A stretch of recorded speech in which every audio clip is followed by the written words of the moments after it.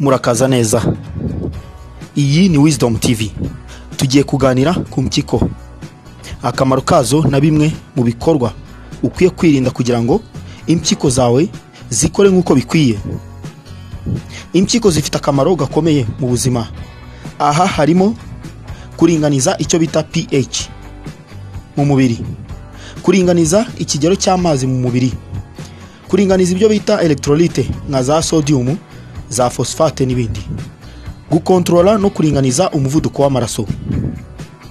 Impyiko zifasha mu gukora insoro zitukura, ibyo bita red blood cells. Urumva ko rero zifasha mu buryo umwuka wa oxygene utwarwa ugakwirakwizwa mu bice binyuranye by'umubiri. Ibi byose ni ukubera umusemburo wa erythropoietin ukorwa n'impyiko. Niyo mpamvu zishobora kuba za kwifashishwa mu gukora red blood cells cyangwa se insoro zitukura.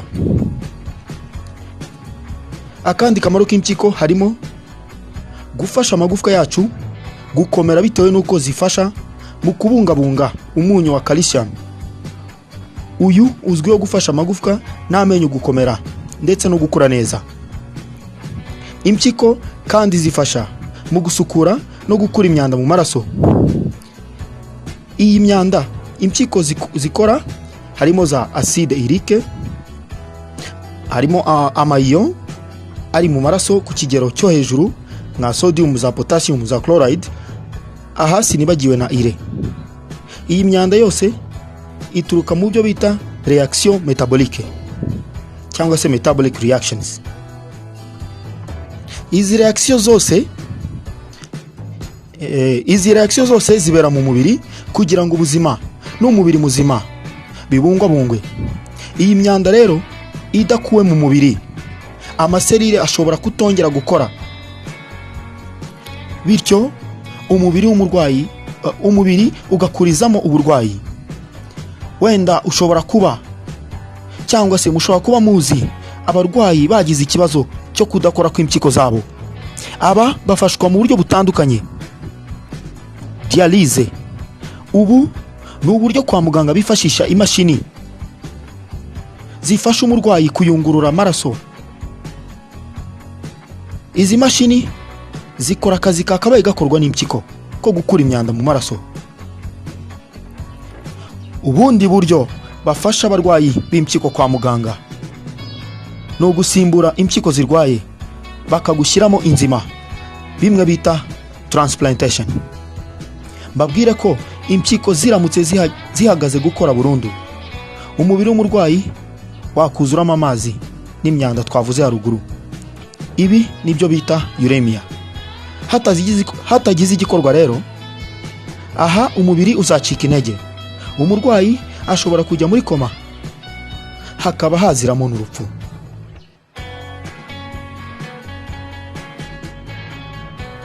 Dore ibintu bitanu rero nagukusanyirije abantu bakora kandi biteye impungenge ku buzima n'imikorere myiza y'impyiko. Icya mbere, kutihagarika ku gihe. Aha simvuga ko hari igihe runaka cyo kwihagarika, mutanyumva nabi, ahubwo ndavuga ko ugomba kwihagarika igihe wumva ubikeneye. Kugumana inkari igihe kirekire rero bishobora gutera ikibazo ku mpyiko. Kwihagarika bifasha mu gukura bacteria cyangwa se udukoko dutera indwara mu mpyiko, mu ruhago ndetse no mu miyoboro y'inkari. Kugumana inkari rero by'igihe kirekire bifasha utu dukoko kuhamara umwanya ndetse no gutera ama infection atandukanye. Icya kabiri, kongera umunyu mu biryo. Aha ndavuga kuri babandi bafite akamenyero ko kurya umunyu urenze urugero, umunyu mwinshi. Umunyu wangiza impyiko. Uyu munyu duteka mu biryo wongera ikigero cya sodium mu maraso. Uyu munyu urenze urugero utuma mu nkari habonekamo za proteine ubusanzwe tudasanga mu nkari kuko ziba zifite akamaro. Ibi rero byerekana bigatera na riske ku mpyiko mu kazi kazo. Uku kurya cyangwa se gukoresha umunyu mwinshi mu biryo bituma impyiko zinanirwa kuyobora no kuringaniza cya kigero cya sodium n'amazi mu maraso.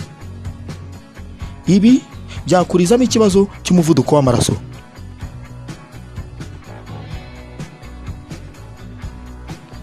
Icya gatatu, kutanywa amazi ahagije.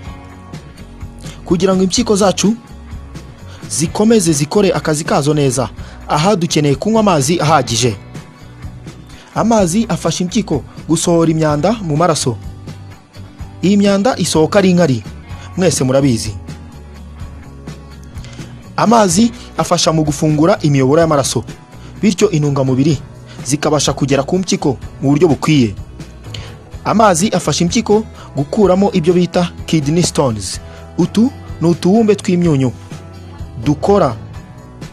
twikora cyangwa se twibika mu mpyiko, wenda bituruka ku bwoko bw'ibiryo twariye, imiti twariye n'ibindi. Utu tubumbe duto duto cyangwa utubuye dushobora gutera rero ububabare bukomeye, isesemi, kuruka umuriro, ndetse ukaba wanihagarika inkari zigaragaramo amaraso. Iyo bikomeje rero gutyo nta gikozwe, aha ushobora gukurizamo n'izindi ndwara z'impyiko ziri kronike.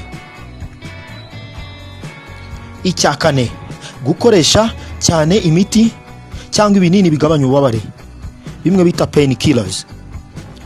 Ushobora kuba warumvise babuza abantu gukoresha ino miti ariko utazi impamvu.